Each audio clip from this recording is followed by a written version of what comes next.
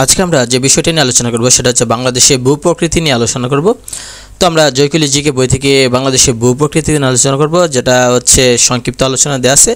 যে ভূপ্রকৃতি অনুসারে বাংলাদেশে বিভক্ত করা হয়েছে, 3 ভাগে বিভক্ত করা হয়েছে। সেটা হচ্ছে 1 নম্বর হচ্ছে টারশিয়ারি যুগের পাহাড়সমূহ, 2 নম্বর হচ্ছে প্লাইস্টোসিন কালের সোপানসমূহ যেটা বিভক্ত করা হয়েছে, এবং 3 নম্বর হচ্ছে এদিকে যদি আমরা দেখি সেটা হচ্ছে সাম্প্রতিককালের প্লাবন সমভূমি। এই 3 ভাগে ভাগ করা হয়েছে। তো এখানে যদি আমরা লক্ষ্য করি যে বাংলাদেশের ভূপ্রকৃতি 3টা ভাগে ভাগ করছে। একটা হচ্ছে টারশিয়ারি যুগের, আরেকটা হচ্ছে প্লাইস্টোসিন কালের যুগের পাহাড়, আরেকটা হচ্ছে সাম্প্রতিককালের প্লাবন সমভূমি সেটার উপরে ভিত্তি করে এই যে পাহাড়গুলো বিভক্ত করা হয়েছে।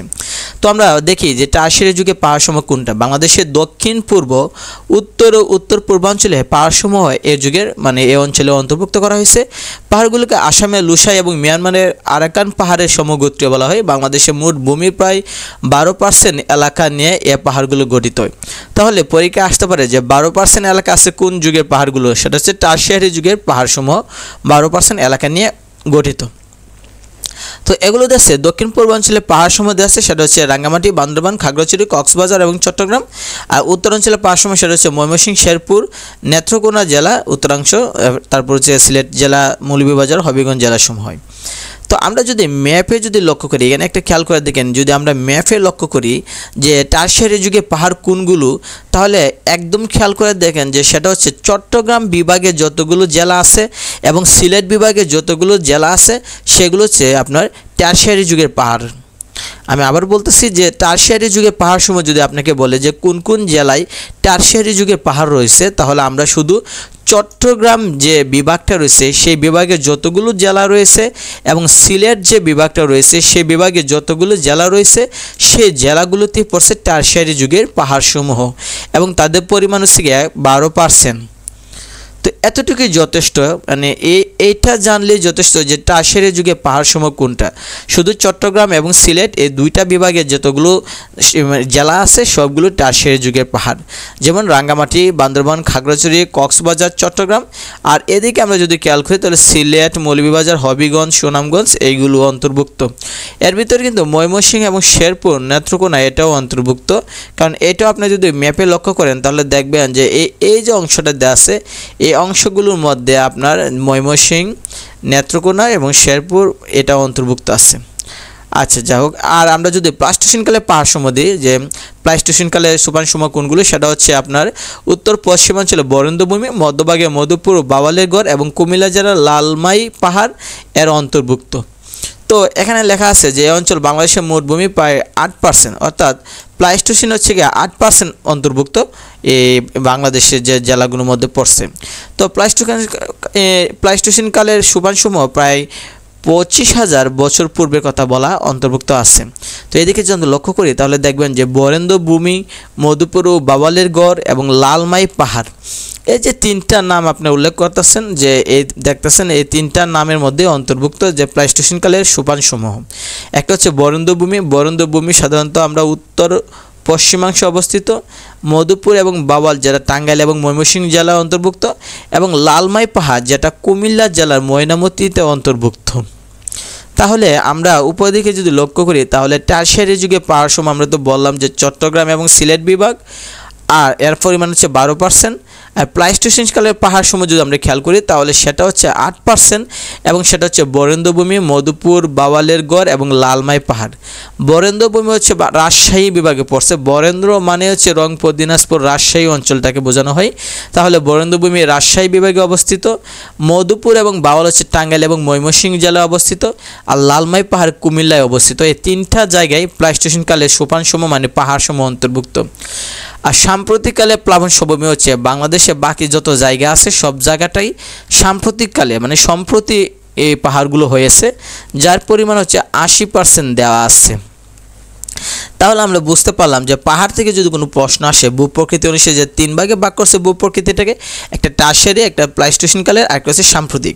তাহলে টারশিয়ারি হচ্ছে 12%, প্লাইস্টোসিন হচ্ছে 8%, আর 80% হচ্ছে সাম্প্রতিককালের প্লাবন সমভূমি। টারশিয়ারি হচ্ছে আপনার চট্টগ্রাম এবং রাজশাহী বিভাগ, চট্টগ্রাম এবং সিলেট বিভাগ। টারশিয়ারি হচ্ছে আপনার চট্টগ্রাম এবং সিলেট বিভাগে যেগুলো আছে যে জেলাগুলো আছে সেটা চট্টগ্রাম এবং সিলেট। আর প্লাস্টোসিন হচ্ছে বরেন্দ্রভূমি, সেটা হচ্ছে রাজশাহী বিভাগ, মধুপুর ও বাওয়াল হচ্ছে টাঙ্গাইল ও ময়মনসিংহ জেলা, লালমাই হচ্ছে আপনার কুমিল্লা শহর। আর সাম্প্রতিককাল হচ্ছে পরবর্তীতে এই যে জিনিসগুলো বললাম, যে জেলাগুলো বললাম, এই জেলা বাদে বাকি যতগুলো জায়গা আছে বাংলাদেশে সবগুলো সাম্প্রতিককালে পাহাড়, তার পরিমাণ হচ্ছে 80% দেওয়া আছে। তো আমরা নিচে যদি লক্ষ্য করি তাহলে সমুদ্র সমতল থেকে সবচেয়ে উঁচুতে অবস্থিত দিনাজপুর জেলা বিভিন্ন পরীক্ষায় আসতে পারে। পার্বত্য জেলাসমূহের মাটি তীব্র অ্যাসিডযুক্ত। বাংলাদেশে পাহাড়ি এলাকায় গড় উচ্চতা হচ্ছে 2050 ফুট দেওয়া আছে। বাংলাদেশে পাদদেশীয় সমভূমি এলাকা বলতে বোঝায় রংপুর দিনাজপুর এলাকাকে বোঝায়। বদ্বীপ সমভূমি বলতে বোঝায় ফরিদপুর, কুষ্টিয়া, যশোর, খুলনা ও ঢাকা অঞ্চলের অংশ বিশেষকে। বাংলাদেশে টারশারি পাহাড়সমূহ গঠিত হয়েছে কোন কোন মাটি দিয়ে যদি বলা হয় তাহলে বেলে, পাথর, শিলা, কর্দম দ্বারা, এগুলো দ্বারা গঠিত। সর্বপ্রথম বাংলাদেশে যে অঞ্চল গঠিত সেটা হচ্ছে টারশারি যুগের পাহাড়। মনে রাখতে হবে টারশারি যুগের পাহাড়গুলো অনেক পুরাতন, অনেক আগের, এগুলো অনেক পুরাতন বলে সেগুলো মানে অতীতকালের। বাংলাদেশে যে জেলার নিচু ভূমি পরিমাণ বেশি সেটা হচ্ছে কিশোরগঞ্জ। আমরা জানি কিশোরগঞ্জ যে জেলাটা, সে জেলাটা মূলত আপনার পাহাড়ি অঞ্চল পাবেন না, সেখানে দেখবেন যে নিচু এলাকা পাবেন, সেখানে দেখবেন হাওয়ার বেশি, মাটি কম, মানে পানি বেশি দেখা যাবে ওইখানে, যার কারণে বাংলাদেশের যে জেলার নিচু ভূমি বলা হয় কিশোরগঞ্জকে বলা হয়।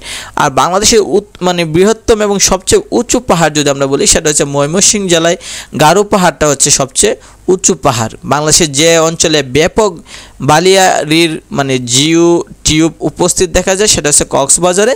বাংলাদেশ একটা ক্রান্তীয় অঞ্চলের একটা দেশ। তাহলে পরীক্ষা আসতে পারে যে বাংলাদেশ কোন অঞ্চলের একটা দেশ, সেটা হচ্ছে ক্রান্তীয় অঞ্চলের একটা দেশ। তো আর এদিকে যদি আমরা লক্ষ্য করি সেটা হচ্ছে যে পলল সমভূমি নদী বাহিত পলি দ্বারা গঠিতকে পলল সমভূমি বলে। খরা প্রবণ অঞ্চল উত্তর পশ্চিমাঞ্চল, খরা প্রবণ বেশি। বাংলাদেশের খরা অঞ্চল সাধারণত উত্তর পশ্চিমাঞ্চল। বেঙ্গল ফ্যান বঙ্গোপসাগরে একটি খাতের নাম। বাংলাদেশের একটা বঙ্গোপসাগরের ভিতরে একটা খাত আছে, মানে গভীর একটা সুড়ঙ্গ আছে পানির মধ্যে, সেটাকে বলা হয় বেঙ্গল ফ্যান বলা হয়।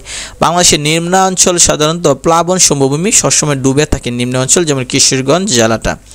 তো বিভিন্ন বিশেষ পরীক্ষা সব বিভিন্ন পরীক্ষা আসছে, এখানে দেওয়া আছে যে ভূতাত্ত্বিকভাবে বাংলাদেশের সবচেয়ে পুরাতন ভূমি কোনটা। আমরা জানি সবচেয়ে পুরাতন হচ্ছে টারশিয়ারি, তারপর হচ্ছে প্লাইস্টোসিন, তারপর হচ্ছে সাম্প্রতিককালে পাহাড় সমূহ হয়। তো পিএসসি বিভিন্ন নিয়োগ পরীক্ষা আসছে, পিএসসি মানে হচ্ছে বিভিন্ন সরকারি চাকরি পরীক্ষা আসছে। ঢাকা বিশ্ববিদ্যালয়ে আসছে সেটা হচ্ছে পার্বত্য চট্টগ্রাম ও সিলেটে পার কোন যুগে। আমরা জানি টারশিয়ারি যুগের নিম্নের কোন ভূমিরূপটি বাংলাদেশে পাওয়া যায় না, সেটা হচ্ছে মালভূমি। বাংলাদেশে মালভূমি নেই। তো জাহাঙ্গীরনগর বিশ্ববিদ্যালয়ে আসছে বিভিন্ন প্রশ্ন। এদিকে যদি আমরা লক্ষ্য করি তাহলে চট্টগ্রাম বিশ্ববিদ্যালয়ে ভর্তি পরীক্ষা আসছে, সেটাও দেওয়া আছে। নার্সিংয়ে আসছে যারা, সেটাও দেওয়া আছে। তো এই হলো বাংলাদেশে পাহাড় নিয়ে, যেটা আমরা জানি যে বাংলাদেশে যে ভূপ্রকৃতি অনুসারে যে পাহাড়সমূহ 3 ভাগে ভাগ করছে, সেটাই এই ভিডিওতে আলোচনা করা হলো।